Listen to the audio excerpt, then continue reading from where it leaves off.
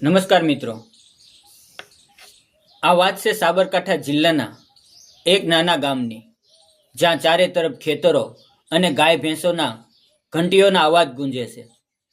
ગામનું નામ વડ હતું, વડ ગામ. અહીંયા રહેતી હતી રાધાબેન, એક 32 વર્ષની વિધવા.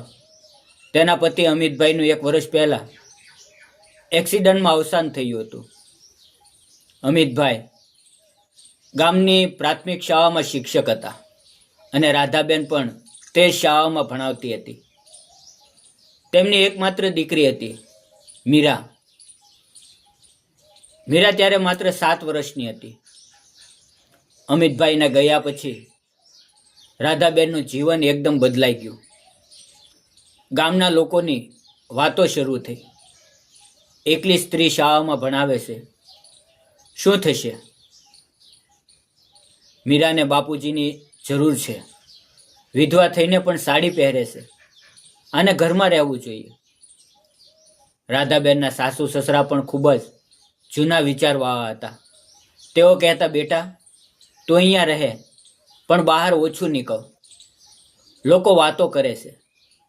પણ રાધાબેન એક વાત માની નહીં. તેણે શાળામાં જવાનું ચાલુ રાખ્યું. દરરોજ સવારે મીરાને તૈયાર કરી બંને શાળાએ જતા. શાળામાં તે બાળકોને ભણાવતી, તેમની સાથે હસતી, પણ ઘરે આવીને રડતી. મીરા પૂછતી, માં પપ્પા ક્યારે આવશે? રાધાબેન માત્ર હસીને કહેતી, પપ્પા તારા દિલમાં છે બેટા.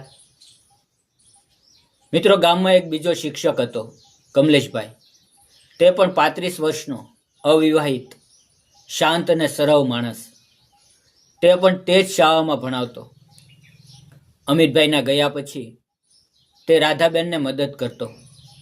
ક્યારેક મીરાને ઘરે મૂકી જતો, ક્યારેક શાળાના કામમાં મદદ કરતો. રાધાબેનને તેની સાથે વાતો કરવામાં આરામ મળતો. તેઓ બંને શિક્ષણ વિશે, બાળકો વિશે, જીવન વિશે વાતો કરતા. એક દિવસ શાળાના કાર્યક્રમમાં મીરાએ ગીત ગાયું. રાધાબેન આંખોમાં આંસુ સાથે તાળીઓ પાડી રહી હતી. કમલેશભાઈએ તેને જોઈને કહ્યું, રાધા તમે ખૂબ મજબૂત છો. મીરા તમારા જેવી જ બનશે. રાધા હસીને બોલી, સાહેબ, મજબૂતી તો બાળકો આપે છે, પણ ક્યારેક લાગે છે કે જીવનમાં થોડી ખુશીની જરૂર છે. કમલેશભાઈ ચૂપ રહ્યા. તેમને રાધા પ્રત્યે પહેલેથી જ આદર અને પ્યાર હતો, પણ તેઓ ડરતા હતા. ગામમાં શું વાત થશે? આમ સમય વીતતો ગયો. 1 વર્ષ પછી ગામમાં એક મોટો તહેવાર આવ્યો, નવરાત્રિ. ગરબાની રાત્રે ગામના મેદાનમાં થતા. રાધા વર્ષોથી ગરબા નહોતી રમી, પણ આ વખતે મીરાએ આગ્રહ કર્યો, માં ચાલો ને, હું તમારી સાથે રમીશ. રાધા માની ગઈ. તેને સાદી ચણિયા ચોળી પહેરી, મીરાને પણ તૈયાર કરી ગરબા શરૂ થયા. રાધા ધીરે ધીરે ગરબા રમવા લાગી. કમલેશભાઈ પણ ત્યાં હતા. તેણે રાધાને જોઈને હસીને કહ્યું, આજે તમે ખૂબ જ સુંદર લાગો છો. રાધા શરમાઈ ગઈ. તે રાત્રે ઘરે આવીને વિચારવા લાગી, શું હું ફરીથી જીવી શકું? શું મીરાને નવા બાપુજી મળી શકે? ધીમે ધીમે વાત ગામમાં ફેલાઈ. કેટલાક લોકોએ વિરોધ કર્યો, આ તો અનૈતિક છે. પણ ગામના કેટલાક યુવાનો અને શિક્ષિત લોકોએ તેને સમર્થન કર્યું. રાધાના સાસુ સસરાએ પણ ધીમે ધીમે સમજી લીધું કે મીરાને સુખી જોવું છે.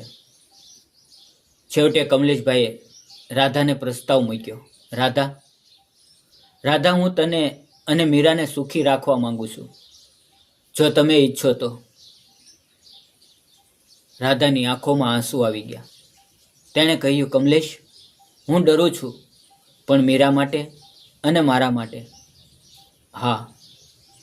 લગ્ન થયા, ખૂબ સાદા, પણ ગામના ઘણા લોકો આવ્યા. મીરાએ ખુશીથી કહ્યું, હવે મારે 2 પપ્પા છે, એક આકાશમાં, એક અહીંયા. આજે રાધા અને કમલેશ સાથે રહે છે. મીરા મોટી થઈ રહી છે, શાળામાં પ્રથમ આવે છે. રાધાબેન ફરીથી હસે છે, ગરબા રમે છે, જીવનનો આનંદ માણે છે. મિત્રો, આ વાર્તા દ્વારા બસ એટલું જ કહેવા માંગુ છું. વિધવા સ્ત્રીઓને પણ જીવન જીવવાનો, પ્યાર કરવાનો અને નવી શરૂઆત કરવાનો પૂરો અધિકાર છે. સમાજના જૂના રિવાજોને કારણે ઘણી સ્ત્રીઓ એકલી રહે છે, પણ જ્યારે પરિવાર અને ગામ સમર્થન આપે તો જીવન ફરીથી રંગીન બને છે. જો તમારી આસપાસ કોઈ એવી સ્ત્રી હોય તો તેને હિંમત આપો, તેને જીવવા દો, કારણ કે ખુશી કોઈ ઉંમર કે સ્થિતિને નથી જોતી. મિત્રો, વિડીયો પસંદ આવ્યો હોય તો વિડીયોને લાઈક કરજો, ચેનલને સબસ્ક્રાઈબ કરજો અને બેલ આઇકન દબાવી દેજો. ફરી મળશું એક નવી હૃદયસ્પર્શી વાર્તા સાથે. ત્યાં સુધી આવજો. મિત્રો, વાર્તામાં આવેલા નામ, પાત્ર અને ઘટનાઓ ફક્ત કાલ્પનિક છે. તેનો કોઈ પણ વ્યક્તિ, જાતિ કે ધર્મ સાથે સંબંધ નથી. આ ફક્ત મનોરંજન અને સકારાત્મક સંદેશ આપવા માટે બનાવેલી છે. વિડીયો પૂરો જોવા બદલ આપ સૌ મિત્રોનો ધન્યવાદ. મિત્રો.